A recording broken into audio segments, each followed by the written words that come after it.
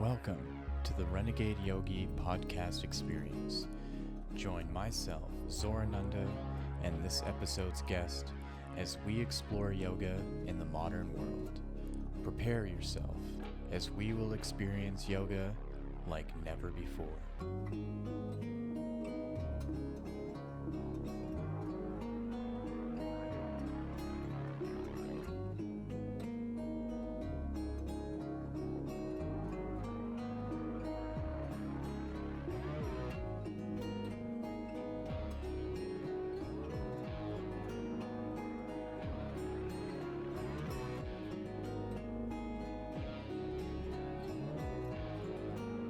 So welcome everybody to the Renegade Yogi podcast experience.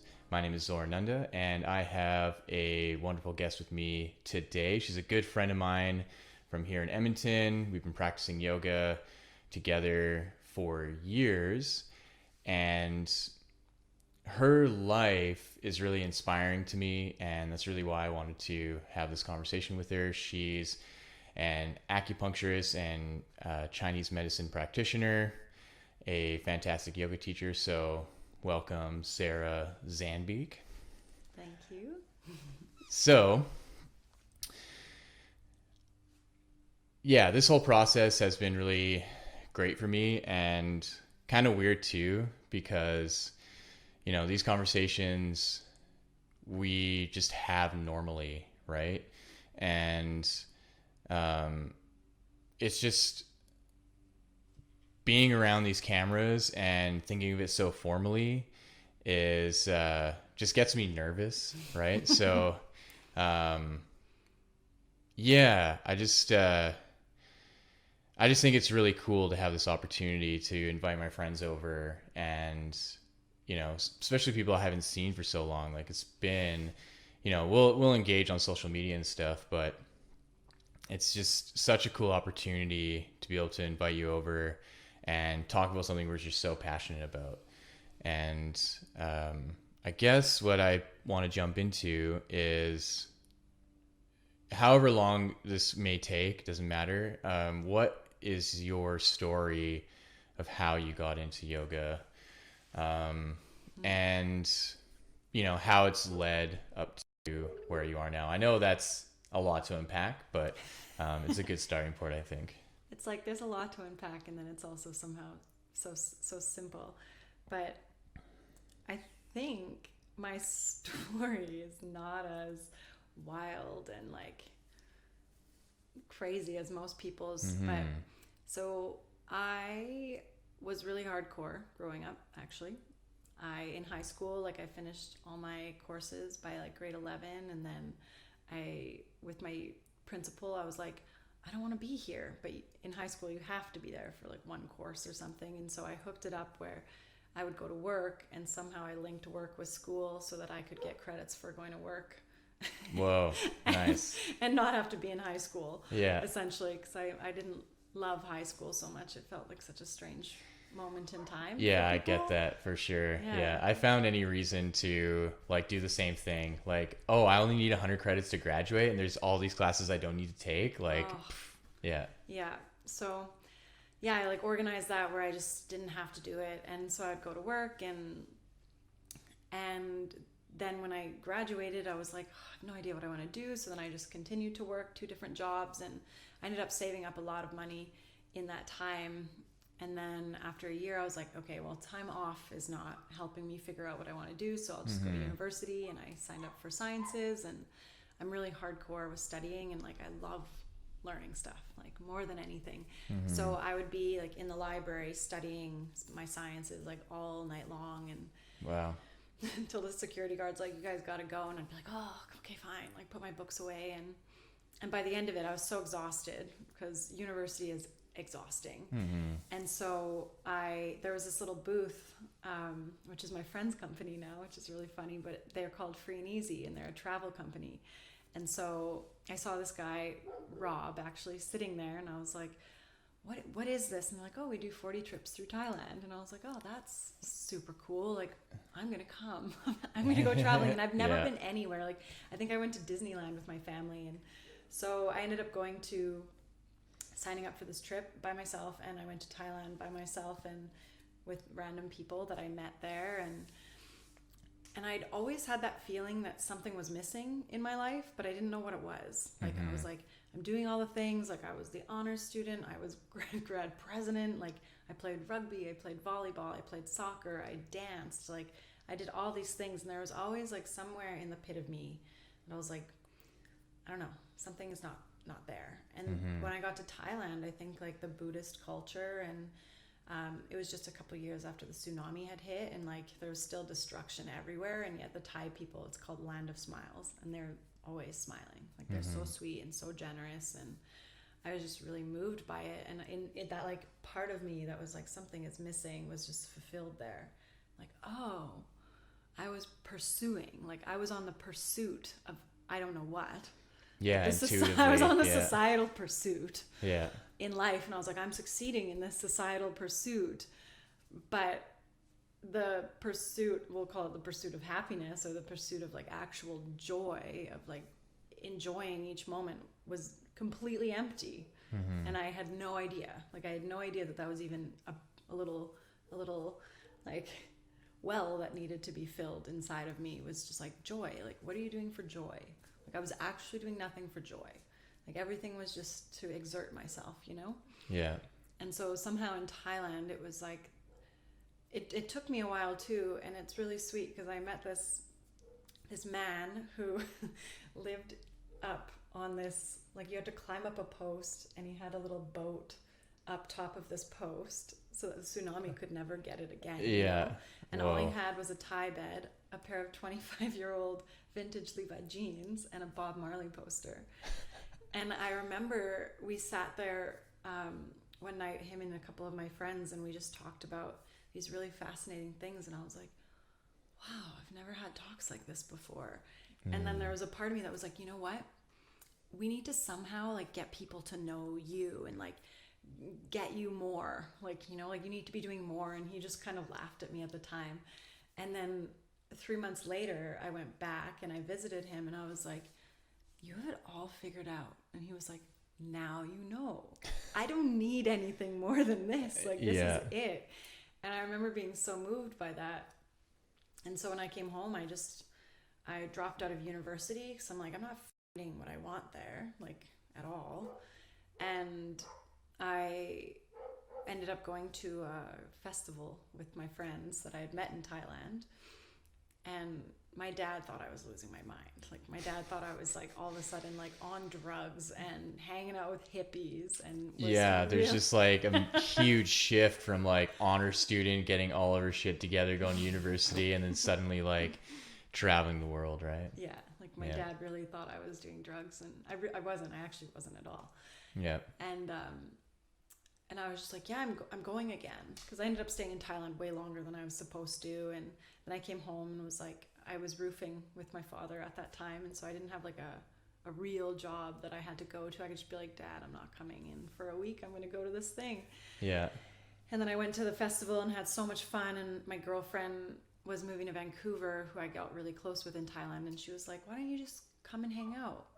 And I was like, I've never been there before. Like, I've never been to Vancouver before. Like, yeah, I guess I'll just come hang out. Like, I'll just tell my dad I'm not coming back.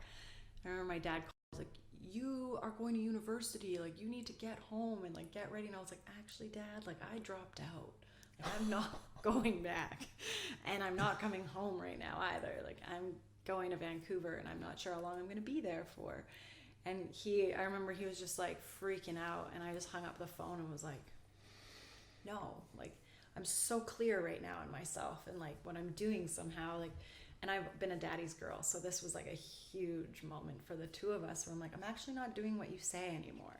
Yeah. Without even knowing that that's what I was doing in that moment. But it was just like so clear that I like needed to create that separation and start choosing for myself. And so I went to Vancouver, and I remember I was walking down the street and it was sunny out, and now I would call it, I probably had like I was really like clear and had a drop in on like where I needed to go. But in the moment I was like, wow, I feel really independent. I need to be here. Yeah. I need to feel this independence. And so I went to my girlfriend, and we were sitting on the balcony of this place where she needed to find a roommate for.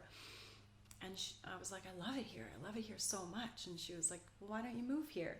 I'm like, my dad already thinks I'm like doing some crazy drugs. Like, what would he think if I just moved? I think I was 20 or something at the time. And she was like, well, we need a roommate and it'd be really awesome if you came. And I was like, well, what do I do here? Like, what would I tell my dad I'm moving here for? Because in my dad's mind, like, I would need a purpose and a reason to move somewhere. Otherwise, I'm just wasting my time, you know? Yeah, totally.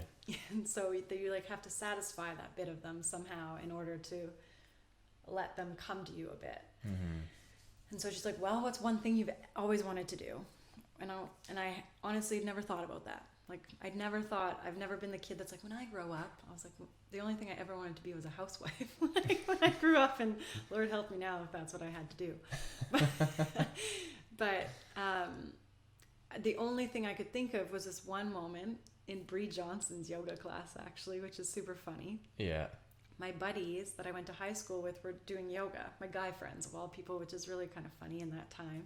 Yeah. But they were really into this cute yoga teacher. And so they took me to her class, and she was super cute. And I remember she was doing a headstand demo, and she had her head on the ground and was like flailing her legs up in the air. And she was like, this is not what we're trying to do here. This is not what we're trying to do here. We're trying to do these things. And I just thought it was so cute and so brilliant. And I remember thinking, like, I would be really happy if I did something like this.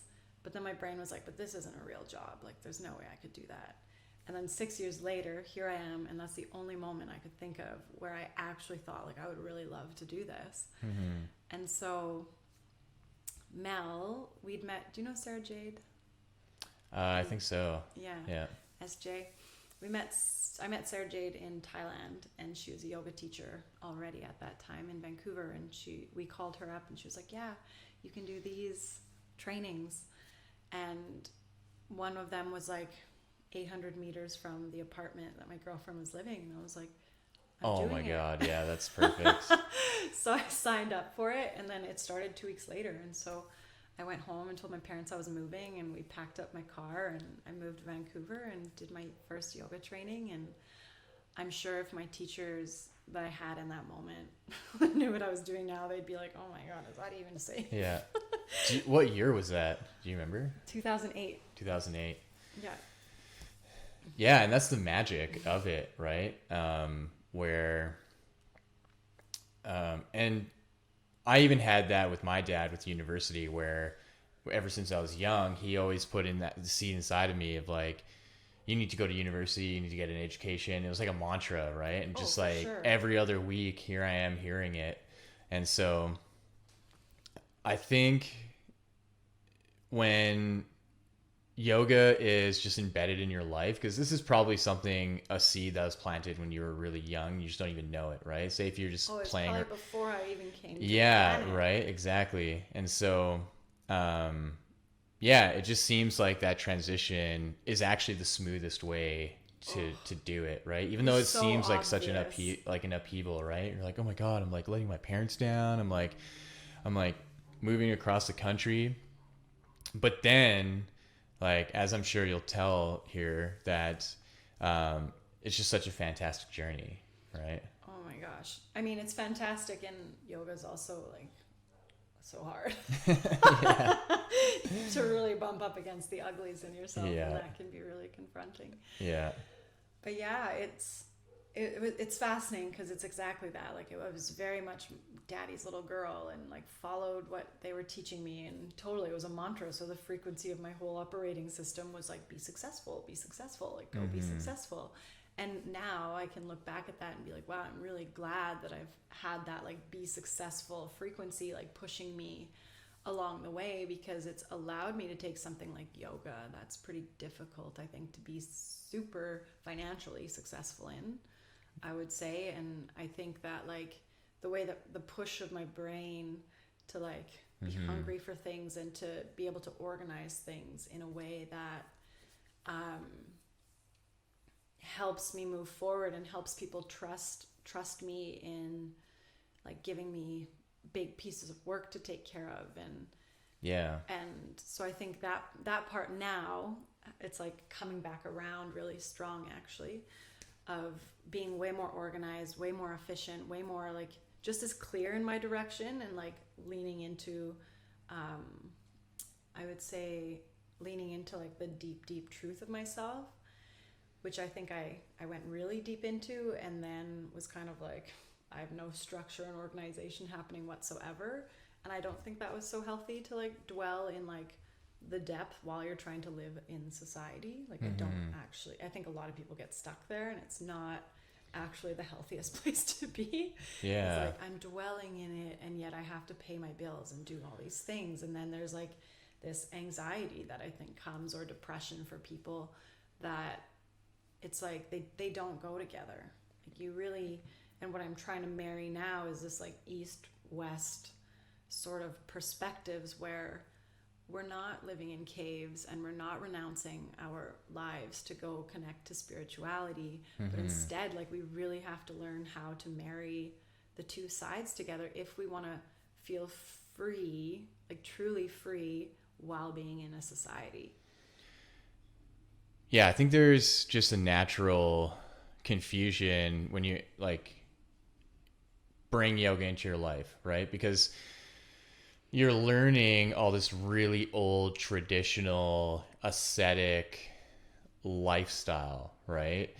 And then you're here in the West where there's a societal demand for the complete opposite, right? There's no time or room to step away from your obligations, to have any downtime, or anything that has to do with self introspection. And if it is, it's like anxiety ridden, and it's like stressful, because what you're introspecting about are all the things that are making your obligations and your responsibilities hard to deal with, right? It's like a catch-22. Yeah, and that's where I think what dispels the confusion is that, and I always say this, that yoga is the addition to your life, that it's not actually meant to take you away and remove you from what karmically or dharmically you're going to be doing in your life in the city, right? And so say when you did your teacher training, because obviously you came back to Edmonton at some point, how did you feel that yoga was now this like new addition in your life, and that it started to shape like your relationship with your parents, with your friends, with the city? How did that look like? Well, I think I would differentiate it even a little bit different. Instead of it being like an additional like buddy, I would say yoga became like the undergroove of everything. And so my operating systems were now operating from this well, instead of from my mental societal programming or my parental programming. It became like the Dharma, I would say, is like this underneath that's saying like this way, go this way. And the karma is of course then the worldly stuff that we're trying to or those patterns that we're trying to kind of figure out why they're there, and then dissolving them. And so I think how it all started to shift is that instead of me feeling like I needed to become something or find a 9-to-5 job, I gave myself a lot of the freedom to just like follow those urges, that like, and not even an urge, because urge can then be pleasure and cause a lot of suffering, but like the urge of like my soul to go on this journey. And so I finished my training in Vancouver, and then I stayed there not working for a little bit longer. And the perk is, when I was in high school, I was so hardcore, so I had a bank account that was filled, because even in high school I had 2 jobs, and then after high school I had 2 jobs, and I was just like working so much. I think I graduated with like 30K in my bank, which makes no sense. Yeah. But and as like an 18-year-old, you're just like, holy shit, I'm rich. Yeah, and not even knowing that, you know? Like, Yeah. I don't know, I just work, and then Yeah. what am I going to pay for? My dad pays for the house, and Yeah. my mom gets the food, Yeah. and so it was just like money in the bank, and I'm partially Dutch, so it's like this cheap factor where you don't spend unless you need to. Yeah. And so I just had all this money, which afforded me the luxury of like going traveling and finding that, and then moving to Vancouver, which is so expensive. My bank account was like, Yeah.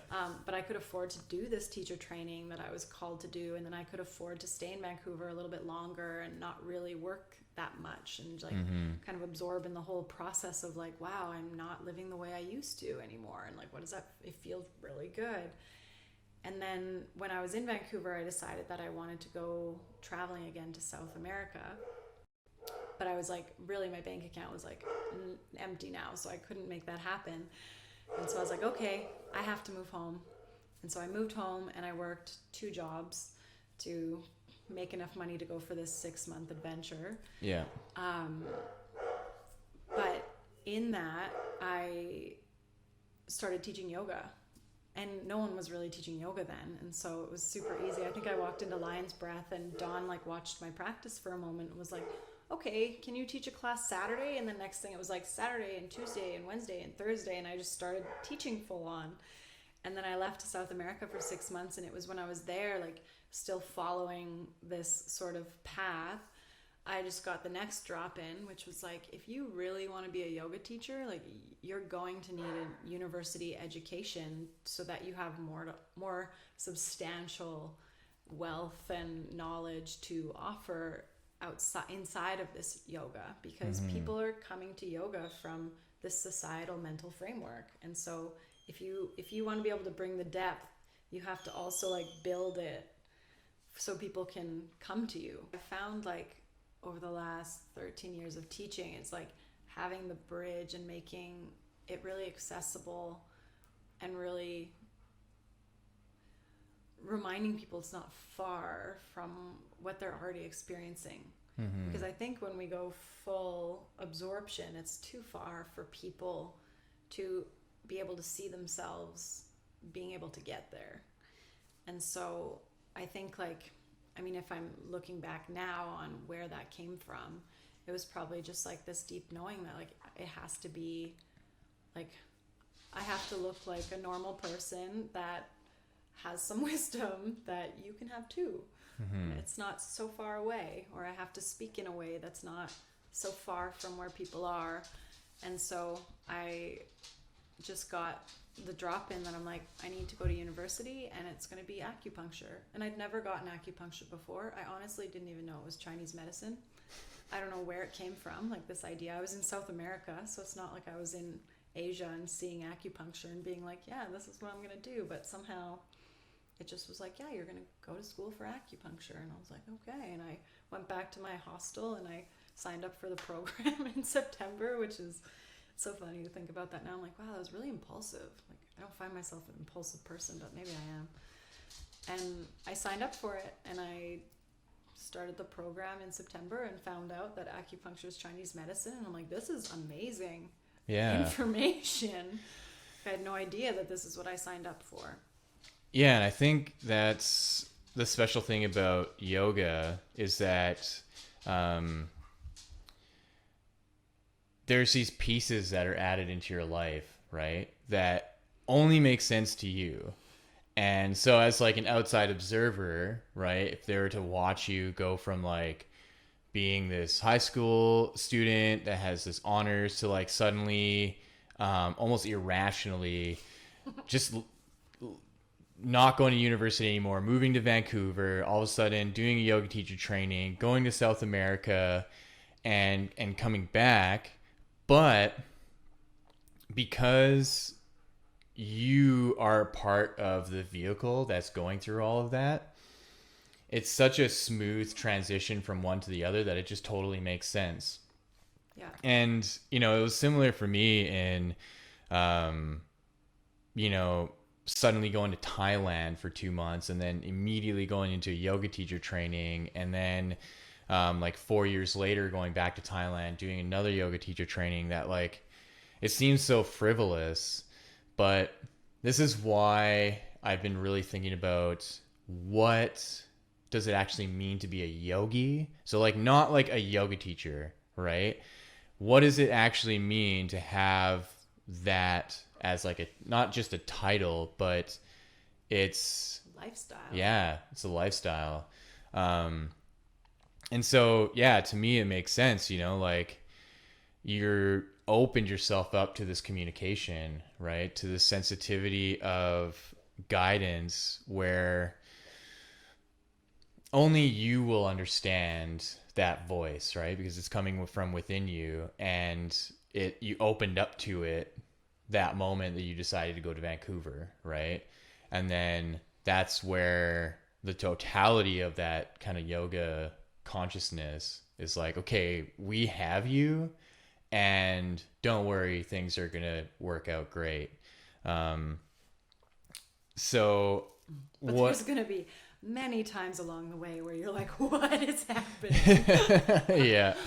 Yeah, exactly.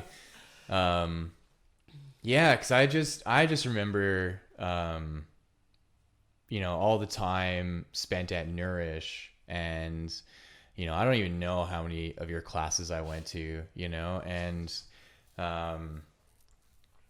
because I really remember when you started the Chinese acupuncture, and seeing that whole process and seeing how it started to shape your yoga practice as well, and how you're incorporating understanding the meridians in conjunction with what was already existing in yoga with the nadis and the energy centers and stuff. So say at that point, um,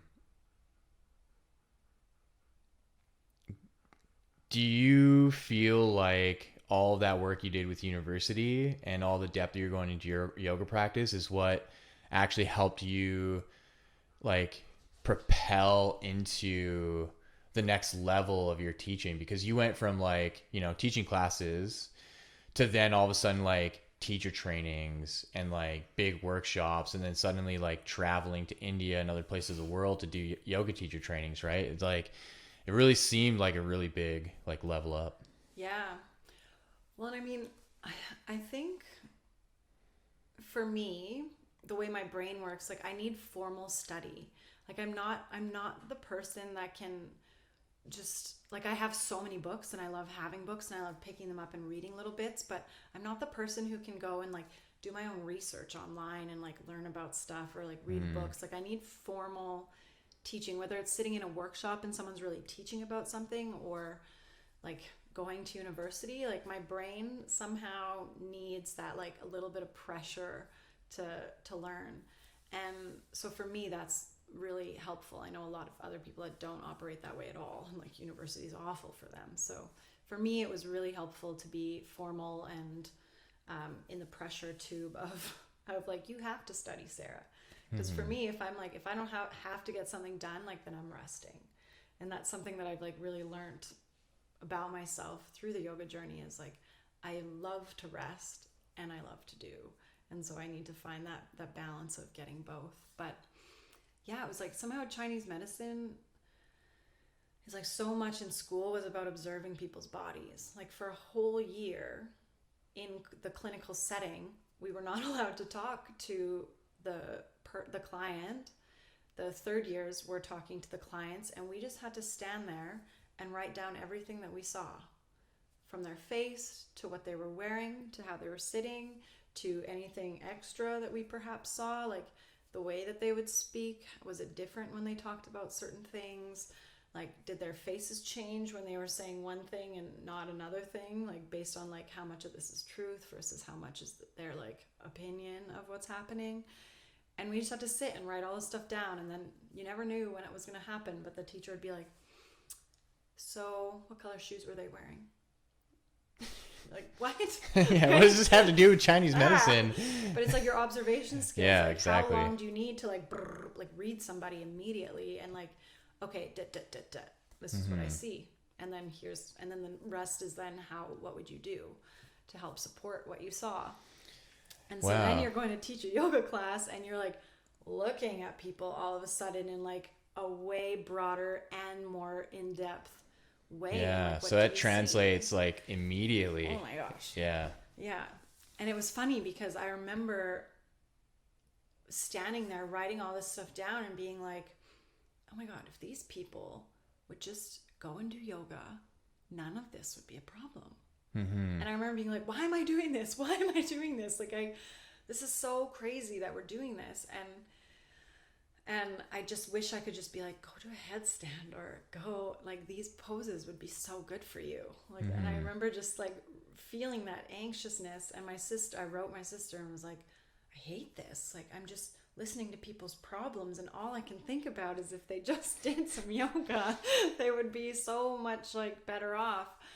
And my sister's like, just keep going, like there's something there. And so I of course did the whole program, but so much of it was just about like watching people and observing, and then seeing patterns in people's bodies and what was happening, and then dealing with so many different patients, seeing things that are similar between everybody, and how those similarities actually kind of change a little bit season to season as nature changes, and year to year, and age groups and stuff, and being like, wow, this is a really fascinating moment in time to like observe these pretty foundational ways that people are operating and how it's affecting their bodies. And in Ayurveda and also in Chinese medicine, we talk about the constitutions, and some people are here and some people are here, and you can see that like these people are affected a lot during this season, and these people are affected a lot in this season, and these are the sort of things you see that are common between everybody. And then for me, I really don't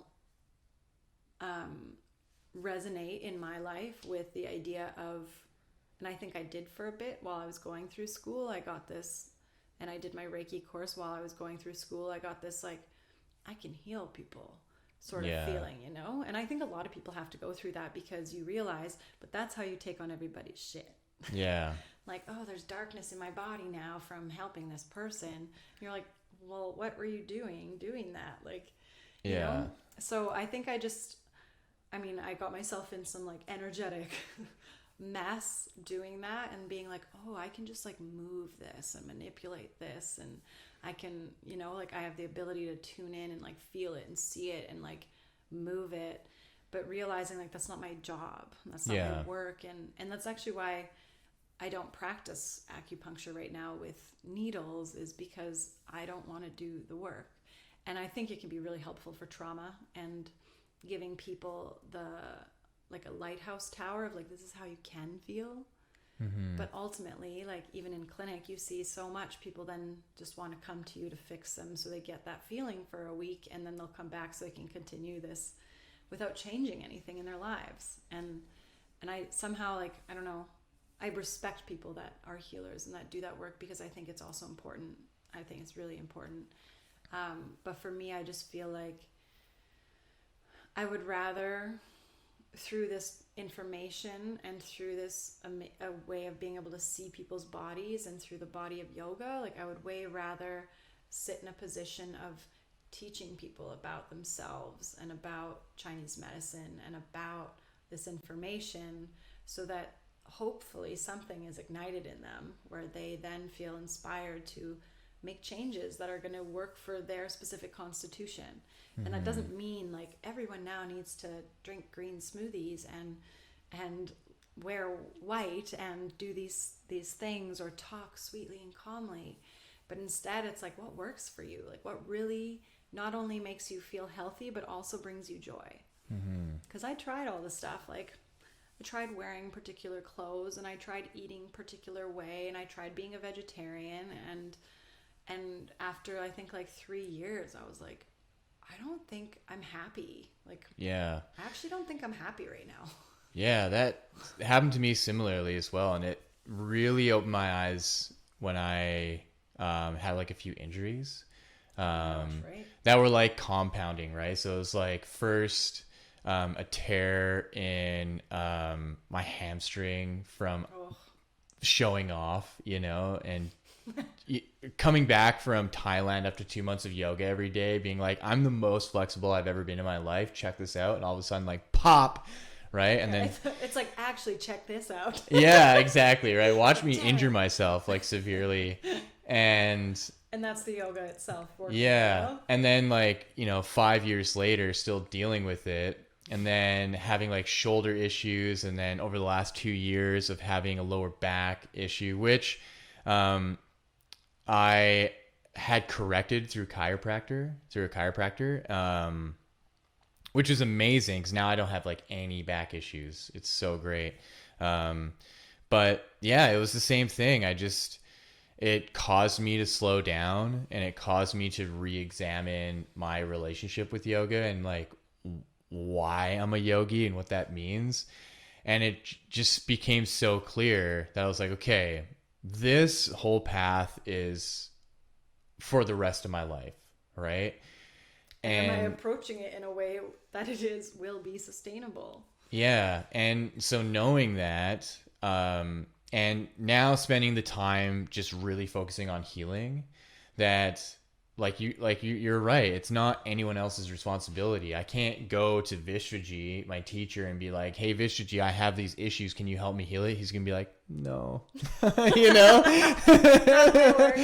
and and so I have to accept that, and I wholeheartedly did. And what it led to were these like new experiences of body work and training, and then seeing how important strength is, and then understanding the dynamic between strength and flexibility, and then slowly getting back to my practice. And And so now those two things need to marry each other. It's not oh one yeah, or the other. It's like you need both to be healthy.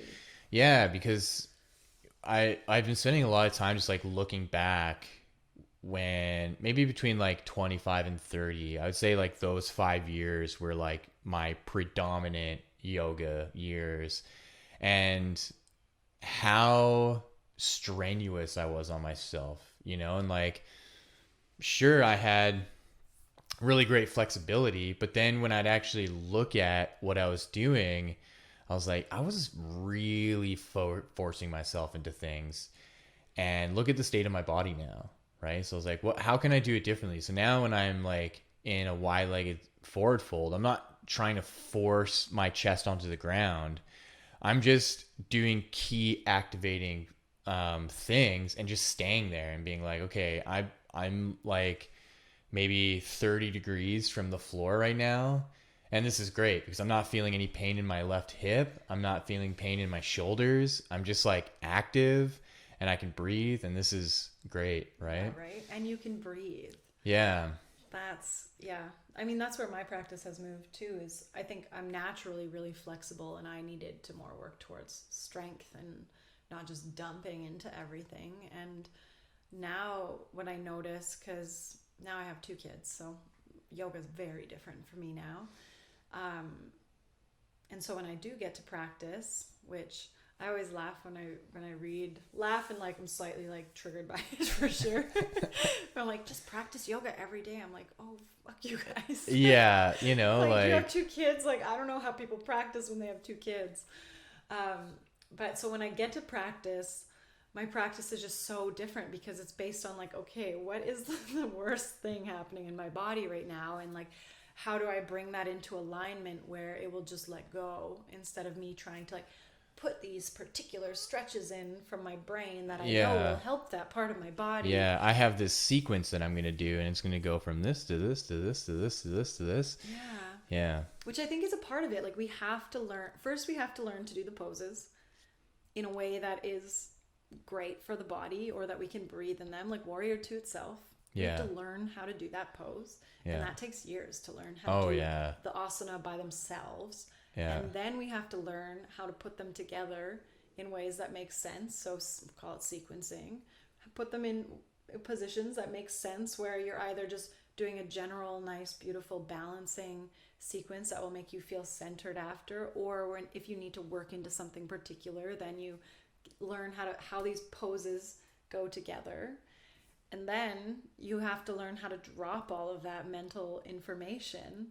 That was super helpful to learn. Like, I don't think you can get from A to B without going through A to B. Yeah. Yeah. You know? It's like I'm at A and I'm seeing B. I'm just going to go to B, you know? And it's B's just like, what tech? yeah, you don't belong here yet. Yeah, but there's like A1 and A2 and A3 and A4 and A5, you know? Yeah, And it's just like, totally. Yeah, and now I feel like the other day I was practicing and I was like, oh, that makes so much sense when the deepest yearning in your body is to just be in alignment, and not physical alignment, but like in alignment with like the ultimate yoga or with your dharma, then your body will want to, like, there will be like a deep yearning for your body to just like put itself in the safest place and the strongest place and the most centered place that it possibly would. Yeah. But you don't have to, but like, it's not going to do that unless you're setting yourself up for wanting that.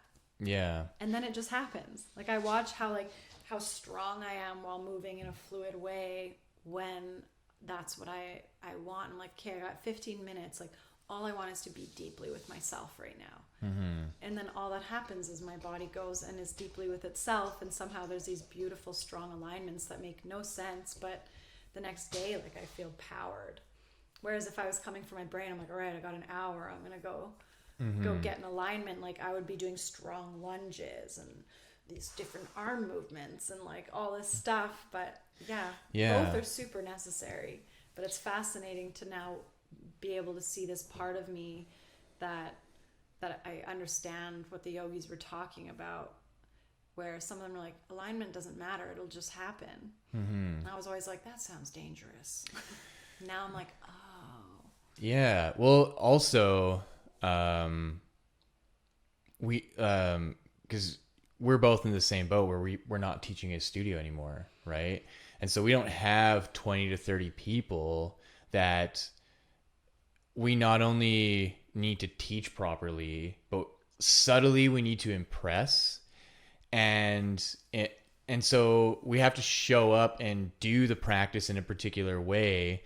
And this is how I felt like even just a few years ago, what like the kind of standard was as a teacher.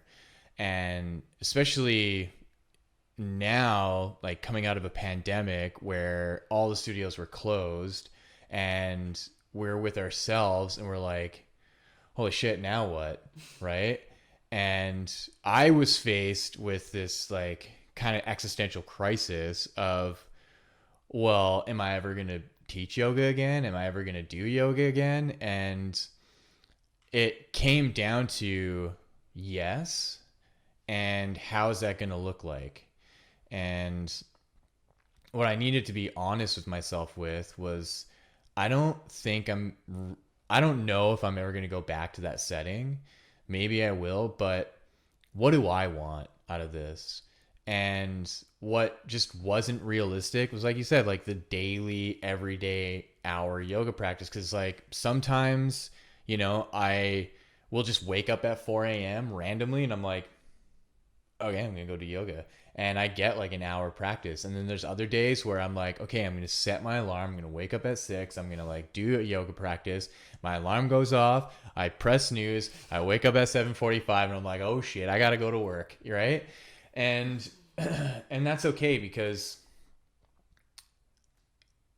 yoga will never be lost on me, as I'm sure that's for you, right? Especially when you have like yoga tattoos. It's like, how can you not just look at it and be like, oh yeah. You know, like I have Shiva, like just giant Shiva on my fucking arm. Come on, Zorananda. Yeah. Come on, Zorananda. Yeah. And so I just think to myself, okay, I know it's still a large part of my life. I think about it pretty much daily. You know, I'm thinking about, I have a yoga podcast now. So I'm thinking about talking to people about it.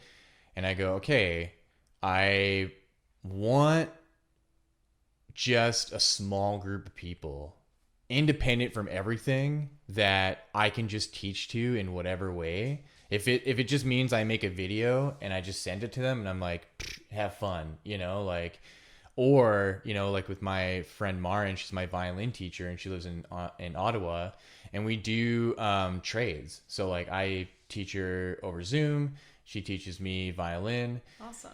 And then I have like a really good childhood friend that I just like teach a little bit of yoga and meditation to, you know. So I've just like realized what it comes down to now for me is like really coming down to the tradition of like the Upanishads. Like that has been a huge thing for me over the last like several months of like really understanding it. And the crazy thing, Sarah, when we moved into this house, okay, like even before we moved in, when we were doing the walk around, over the back door is a plaque, like this stone plaque of the Upanishads. It's literally like this Indian like teacher with like students all around him. And I was just looking at that. I was like, no way. Like, we'll take it. Yeah, exactly. I just looked at Alicia immediately. I was like, do you see that? I was like, oh my God, this is it. Right. And does your urge of wanting to teach come from your mind, or does it come from your body? Like you feel like you need to teach? Yeah, it comes from my body. It's definitely been something, just a part of my life where, you know, I was thinking about this just like a few days ago where, do you remember MSN Messenger? Yeah. Oh, I do. So, Countless moments. oh yeah, right? There was this moment in like later junior high school where I would just have like kids, like friends, just ask me for advice all the time for whatever reason. And it was confusing to me because like I would immediately have just like an answer for them and it would just like help them. And then I was just like, what is happening? You know, I'm like 15, 16 years old. And my sister Daniela really helped foster that with me, because then she would tell me so many great things of like how helpful I am, right? And so that's what really translated and transferred into yoga, right? Because I just had a knack for explaining things. I had a knack for putting things together. So, and yeah, I just have this like innate passion to help people, right? So where the brain stuff is like making money on it, you know? Like that's what always messed with me, was like, why, you know, why am I trying to charge so much money for this stuff, you know? And it makes sense to a degree, like especially when you have a studio, you're operating a business, you have overhead, you have costs, you have rent, you have utilities, you have instructors you need to pay. Things.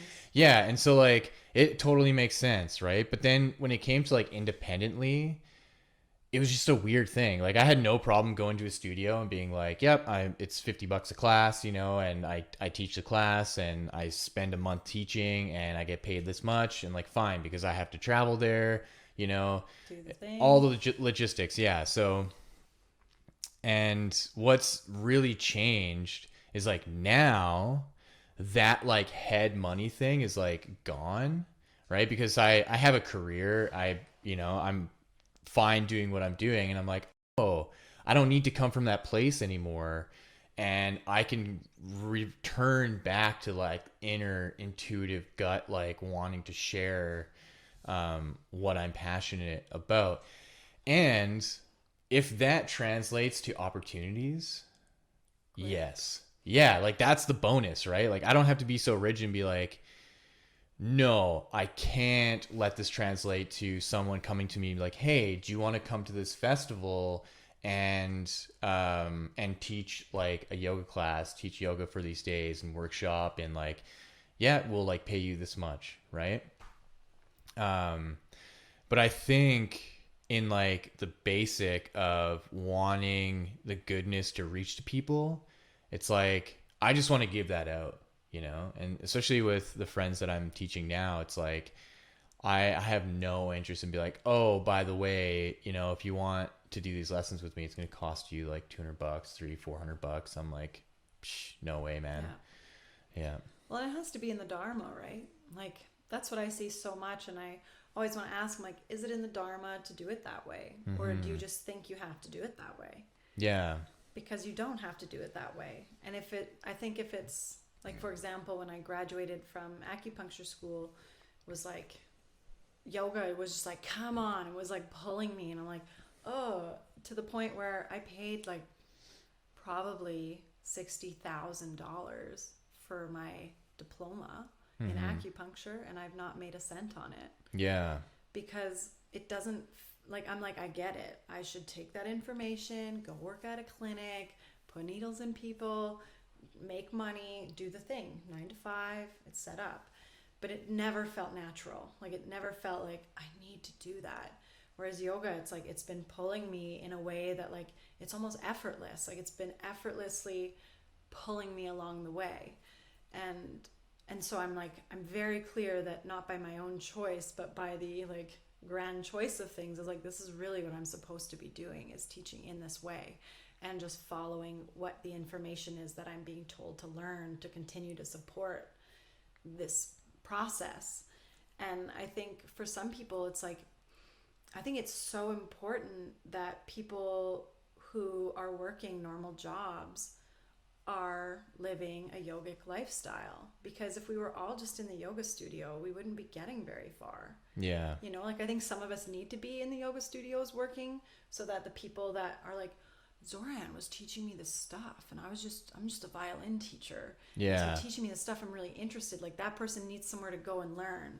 Yeah. But if you weren't teaching it to humans that aren't going to a yoga studio, then the message doesn't spread, you know? Like, we need people who are working construction sites to be practicing yoga. We need people who are working in the school system to be practicing yoga and, like, feel like they're living a spiritual yogic life that doesn't have to be in the yoga studio, or doesn't have to look in this, like, particular format or even earn money off of it. But it's like, I mean, I look at that with my kids now, and yoga's never been more pertinent than it is now, to, like, really practice every single day and every moment. Because if I don't, I'm like thrashing on them or something, you know, or I'm like pressuring them to be certain ways. I don't do that at all, but I would be, you know, if I didn't have they my seem yoga pretty practice. wild in the best way possible. Oh my God, they're crazy. Yeah, they're really free, and I love that. And I watch the moments sometimes where I'm like, oh, I just want to be in control of the situation so I can just go be by myself and do something. But it's like, the more I can practice yoga, I'm like, that's not what this moment in my life is about. It's not about going and meditating every single morning before I wake up, or it's not about getting my 30-minute pranayama practice in before I start the day. Like, if I'm trying to force that to happen, like, I'm going to be really stressed out.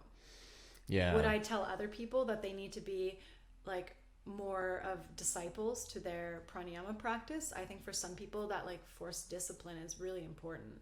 Yeah. Because they won't get there without the discipline, and I would maybe prescribe that. Yeah. For a Vata, like, person who's very artistic, I'd be like, you gotta, like, step into the discipline of, like, doing this daily practice. But am I gonna go tell a single mom that she needs to do the single practice every single day? No. Otherwise she's over. Like, you don't. You can't. Yeah. It's not like that. And I think when we try to make it like that, it's no longer inclusive. Yeah.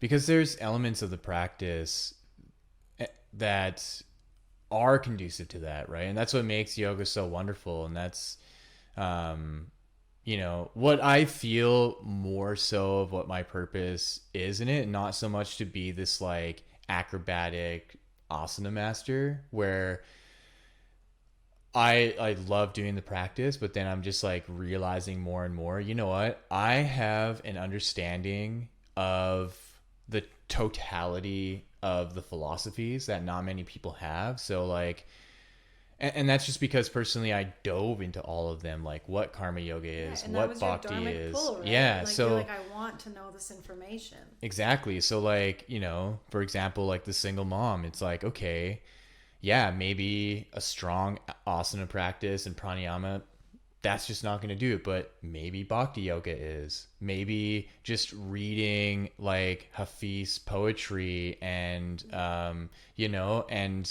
Rumi poetry, and then just listening to like kirtan and singing along and chanting to kirtan. And that can be just in the background, And right? you do Like, it with your kid. yeah, exactly, right? And so then these like really wonderful elements of yoga can be woven in, and it doesn't have to be so weird about it either. I think society makes it so weird, Oh, you right? have to be on board or off board. Like, which are you? Yeah, You're like, well, I'm on board, but it just doesn't look like you're on board. yeah, I'm exactly. on board in a different way. Yeah.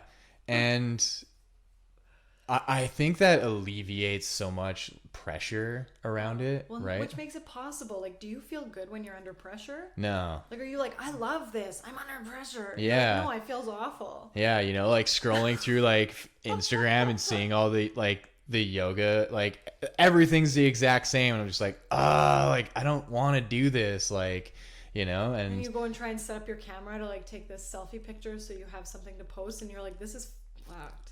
yeah. But some people love it. Like, I watch like Jana, not that she's a yoga selfie, but like Jana, for example, like she loves the engagement of social media, and like it's not an effort or a pressure for her. She's like really good at it and she loves it, and it's like that's where she's drawn. Like, that's her dharma, is to move in that way. And when I think about like posting something every day or like writing these long things like how she does, I'm like, that like blocks me and stagnates me like quicker than anything in the world. Yeah. And so I'm okay, and like I've been very okay with not having 30,000 followers, like I just have my small little almost 3,000 followers that pay attention to Lord knows whatever I'm posting. Yeah. It's like a collaboration of everything. Mainly the whirlwind of motherhood and two wild kids. Yeah. Because anything else, like for me, the way that I am and my constitution and like what makes me flow and what makes me not flow, like I have to stay in my flow. And if I'm not, then I'm actually a worse teacher. Yeah. And it's funny because I just taught a teacher training for a friend, and it's like I hadn't taught, and it's always really interesting after you have a kid to then go and teach, because you're never quite sure what it's going to look like. Because once a human, I don't know how it is for a man, obviously, but once you have a human inside your body, like the genetic information is actually being exchanged. So you change, and like you hold a spirit that has its own connection point that's now going through you to get to them. So you're hearing information differently based on who's in you. And like both children, like Alder, how I felt in my like during and after is completely different than how I felt with Rumi during and now after. And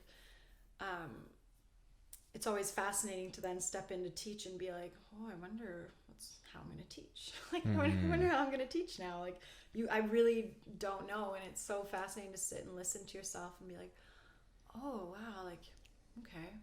I'm like, now I'm like, I don't want to have another kid because I like what Rumi gave me. Like, I'm so much more driven now and so much more grounded. And I like worry that like the next child will like be a disruptor or something like this, And I'm like, this is a sweet spot. I'm just gonna stay in it. But the point of all of that is like we have to, I think, if we really truly want to be living spiritual lives, we have to do what we are personally drawn to and what makes us flow. And if we're trying to figure that out based on what other people are doing, the only reason I think we should look at what other people are doing is watch, does that make you flow or does that make you stagnate? If it makes you stagnate, that's not you. Don't do it. If it makes you flow and you're like, wow, I'm really into what they're doing, try it on. And if it makes you flow, then do that. You must be like somewhat in the same constitution or in the same creation as that person that makes you move. And I really think like more than ever when I'm teaching teacher trainings, that's like just what I'm trying to ground in is like, I hope authenticity never looks, or you never think that it looks a certain way or it sounds a certain way. Like, I hope that never happens. You feel like you have to do something. At the same time, I feel like sometimes it's a part of learning who you are is like trying to conform and realizing how like gross that feels in the body. Yeah, because that authenticity is transformative, right? And it's ironic because it's always with you. It's not like, Oh, I was just waiting. It's yeah, like, please. and it's like yoga is the spotlight on it, right? And the the pathway through the practice is really going to help direct that authenticity into the kind of service you want to provide, right? Yeah, and And the like, service it's here to provide. yeah, and like just like how you're saying with acupuncture, you know, it was this like enabler for the way that you were providing yoga and your teaching, right? And how it was complementary. And you know, who knows how that comes up into your life again, right? It's just like those flowers that bloom like once every 3 or 5 years, you know, like you can't expect just because there are these other flowers that are blooming 4 times a year that this other flower is going to behave the same way. To do the same. Yeah, and so that's how I was really looking at it in my life as well, where like, you know, I had this like lull of suddenly not really having a desire to practice that much, not really like caring about how my body looks. I had all these hang-ups, right? Because I was super tall, super skinny, and practicing so much every day to try to change my body. And suddenly all these injuries come. And then now I'm like, I can't practice because it hurts. And I'm like, okay, I get it. I just need to stop. And everything in me, like even all the yoga was like, yes, Please. like just go away and come back later, you know? And then I'm now returning and it's like I've noticeably changed my body. Like I gained like 30 pounds and now going back into it, yoga's like, yes, now you get it, right? And then it's like, and you're only 33. Right? In our 20s, we're like, I gotta figure this all out. Yeah. By the It's time like, you're 30, you're like, I have no fucking clue what's happening. So yeah. I'm just gonna start listening. You know? Yeah. It's fascinating. I mean, for me, like, I feel like I thought I was doing yoga and I thought I was really mindful and I thought I was all of these things. And then the moment I had a child, I was like, I don't think I ever actually knew how to take a deep breath to reset. Like, I don't think I knew that. Like, in my brain, I'm like, oh yeah, we just take deep breaths and it resets our body. It's good for us. But like, until you viscerally feel that, Yeah. where you're like, ah, my child has me up against the wall and I just gotta freak out, but I don't want to freak out because this is not how I want to operate. It's like, you have to find space where there's no space. And then the only way to do that sometimes is like, oh wow, okay, yeah, wow, that works. That actually works. That thing I've been learning about and talking to people about, it actually works. Yeah. To make you pause, but you have to remember it in the moments where you're least likely to remember something like that. Yeah. And then you have 2 all of a sudden, and your other one's like 4, and she's got her own thing going on, and all of a sudden you have to practice it in a totally different way. And like, being able to be dynamic, I think, is really, and this is my own personal opinion, Yeah, of course. is like, I think living a spiritual life is about being able to be a dynamic, full person and acknowledging that, like, sometimes I suck. Like, sometimes I suck a lot. The other day, I can only drink decaf coffee, and I have a deep love for coffee. So it's been like a long battle of like not drinking it and like, oh, I'm just gonna have one. You're like, oh, why did I do that? Yeah. But the other day we were in the car and I'd just gotten a coffee and I was driving. I was like, oh, crap. My Alder's like, what? And I was like, I didn't get a decaf. She's like, oh, you know what that means? And I was like, what? She's like, you're going to be a mean mommy today. Yeah. Like, oh my God, it's true. It's so awful, but that's true. Like, I actually can't drink caffeine and I know this. And these little ones, like, they just, Yeah, I immediate reflectors, right? Like they know so much about you, and you're like, you're awful on you're coffee. four. Yeah, and it's kind of like what you were saying with your dog. Like, wow, he's so smart and so connected. And children, oh my God, Oh yeah, they don't lie. Like, they don't lie ever. yeah, And when you teach them not to, it's like, it's much more confronting. But when you're someone that really wants to know yourself, it's actually amazing because they're just reflecting so clearly your crappy spots, or like they're pushing you to the edge and like, are you gonna snap, mom? yeah, You're like, no, I'm not. No, I'm not.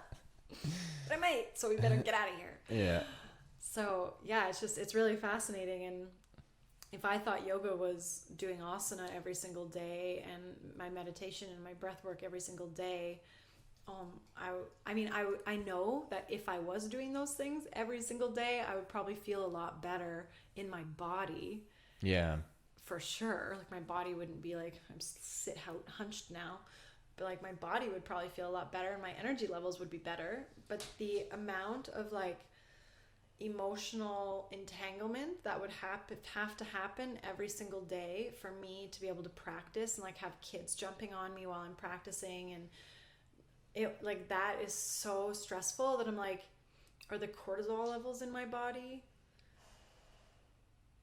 healthier, yeah, well, so I can get my practice in every day? Or is it actually just healthier to like let that whole like, you have to do this every single day, if I just let that go and just like practice presence instead, like watching them, like just watching them, like that is yoga.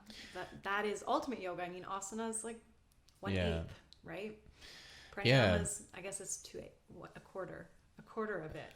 Even when you look at in India, like the four roles, like you're a student, you're a house holder, you're student, you're a business person, you're a householder, then you're the ascetic, right? At 65, like when you're in the learning phase, sure, do asana every single day in like a loving, beautiful way. Well, that's what I was gonna say. It's like we actually have in this like mode of privilege where we don't have to follow that anymore, you know, and especially with the internet where we have access to so much information and so much free content, and then like any point you can go to YouTube and find like millions of yoga videos, right? And so it just seems so counterintuitive that with that there's then that pressure of like, oh, if you want to achieve this certain thing called enlightenment or whatever in yoga, then right now you have to do this every single day, right? And that, I think, it's just crumbling away, right? It just doesn't make sense anymore. And you see it because like of how there's this facade around social media where like, sure, you can go to like this, you know, who is it, like Dylan Warner, like whoever, right? Who has like 800,000 followers and like just this beautiful curated page of everything is yoga. But it's like, if you were to actually examine some of these people's life, and maybe not him, but like some of the countless others, it's like, are they doing that every day like that? You know, chances are probably not. And so and also, are they helping other people? Like, is it actually supportive to other people? Because that's the whole point of yoga, is to be of service, not to be of masturbation. Yeah, right. You know? And so what I tell people more often now, because that's the concern, right? It's like, oh, I don't have time to do this every day. I'm like, look, you can do it whenever the fuck you want, right? And if that means that's once a week, then it's once a week. If it means it's 15 minutes here and there, it's 15 minutes here and there. And what will happen is that it will increase gradually over time, right? Yeah, because you'll feel the pull to it. Yeah.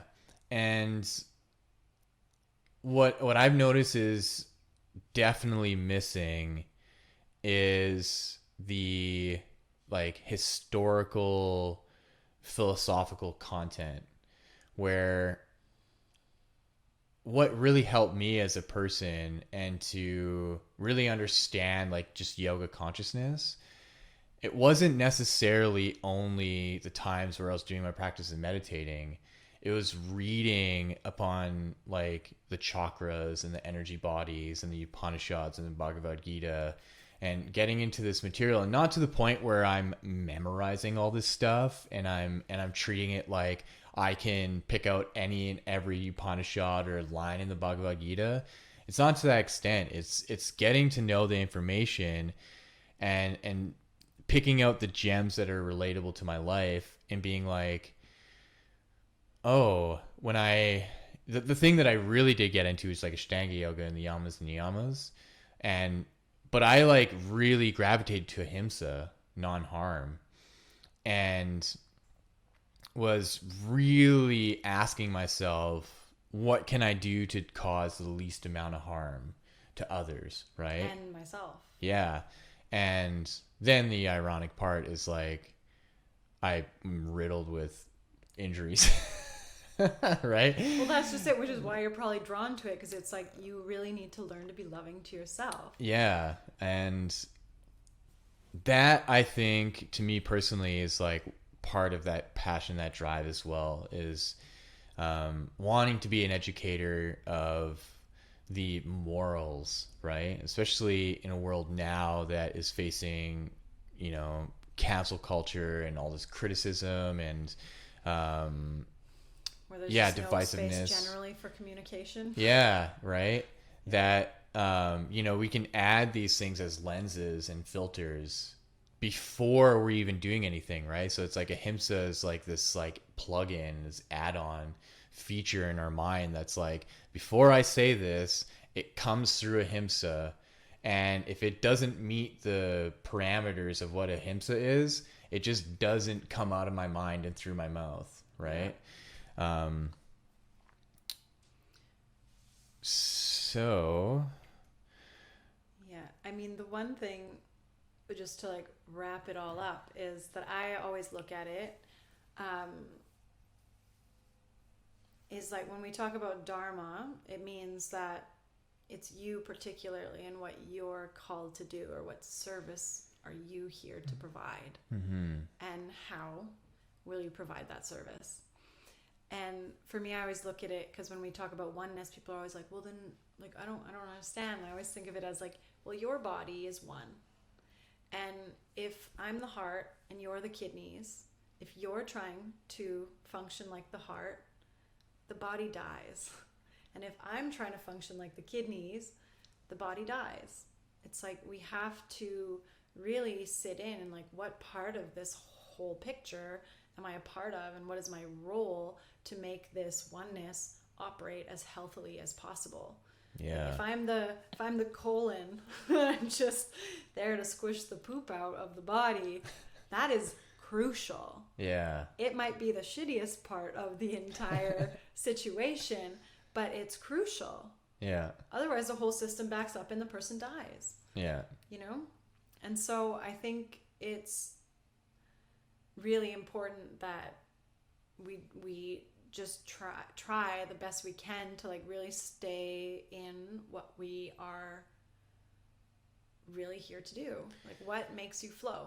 Yeah. And that should be the parameter of what you're choosing to do, is like, am I like stagnant here, or is this making me flow? And sometimes flow feels like like it feels really intense, and you're like, I don't want to do this, I don't want to do this, I don't want to do this, but it's actually making the body move. It's like having those tough conversations you don't want to have, or like breaking up with somebody. It's like so uncomfortable, but actually like the moment it's done, your body's like flowing, even though there's pain and heartache and all of it. It's like the body is feeling alive in a totally different way. And I just think that's like, it's just so important that if we really want all, which is ahimsic, all to flow and to be healthy, then we have to stay in what we are particularly there to do. Yeah. And that was a huge lesson for me in the last like couple of years, because I was just struggling around my work, right? I spent the last 10 years renovating homes, and I loved it. And then that just started dwindling, and it got to the point where showing up to work was just so stressful, and I just had no passion anymore. And then the pandemic hit, all that went away, and I'm thinking to myself, holy shit, I can I can totally dive into what all my passions are. And, Alicia and I have these plans to move to BC and like build a tiny home. And then it just really dawned on me, and it became really clear that I'm not ready for that. And then I was hired at the spindle factory where my brother's general manager, and I came back into the flow of like that kind of labor work, but it was just so much easier and so much more structured, and getting paid every 2 weeks, where when I'm a contractor renovating homes, it's like sometimes like a month would go by, and it was just sure, like sometimes the pay was really good, but now for the last year of seeing that everything is stable, everything is grounded, and there's no more like struggle in what I'm doing, that it became really clear to accept my role in what I'm doing. And that's why I like to tell people, it's like, sometimes don't quit your job. Like it's understandable if there's obvious abuses, right, where you're clearly being mistreated, if it's misogynistic, or if it's like verbal abuse and emotional abuse, whatever. Yeah. But if that's not there, and you are being treated well, and you're just comparing where you're at with other people because of friends and family, social media, whatever, bring yoga into your life. Stay where you are. See how yoga can actually ground you in your life. Well, and see how you're a part of your own problem too. Yeah. And grow from that place, right? And I took that, and now I'm seeing all the goodness that's coming out of it, and what I still get to do, right? And it's just such a blessing to know that, even though, I wasn't able to completely quit my job and move to BC and live this kind of like hermitage life of being out in the country somewhere, that everything in me was like, that's not your purpose. Your purpose is here, and to work with certain people, and that's just the way that it goes. And it's just, it was so when hard you for bow me. to that, Yeah. you're like, oh my okay, God. and all of a sudden it's like, yeah, exactly. And yeah, so I think we can end it there. It's been over an hour. Thank you for coming by and chatting, and meeting Rupert and all of his shenanigans. You're much easier to work with, Rupert, than my wild children. Yeah, he's like, I just wanted to be in the room and lay down with you guys. That's it. I didn't want to be outside barking. It's understandable. Maybe tell people where they can find you. Social media wise. Yeah. Well, my website, which doesn't have much going on it, it's currently in the need to be worked on phase, is just my name, sarahzandbeek.com. I am currently doing teacher trainings quite often now with a company called East West. which is actually it's fancy. I also have my teacher training with Yoga Life that this will be my last one. I step away after that. So you can find me in Edmonton for the last teacher training, which is more online because of the COVID, but we also get together in person. So you can go to yogalifestudios.ca for that one. And my Instagram, super professional, is at the SZEE, the SE. Yeah. And Great. it's not really, it's about motherhood and yoga and just general life stuff. I don't prescribe to posting every day. I don't prescribe to posting about a certain thing or making the pictures all look the same. Yeah. And that's real to me, you know, like I love it. Like, yeah, it's, you know, the windows into our lives of what we're actually doing. Yeah, the basic everyday stuff. That's the yoga. Yeah. That's the yoga. That's the yoga. So. Yeah. Well. Thank you. Thank you. Thank you for watching, everyone. Have a wonderful rest of your day and enjoy.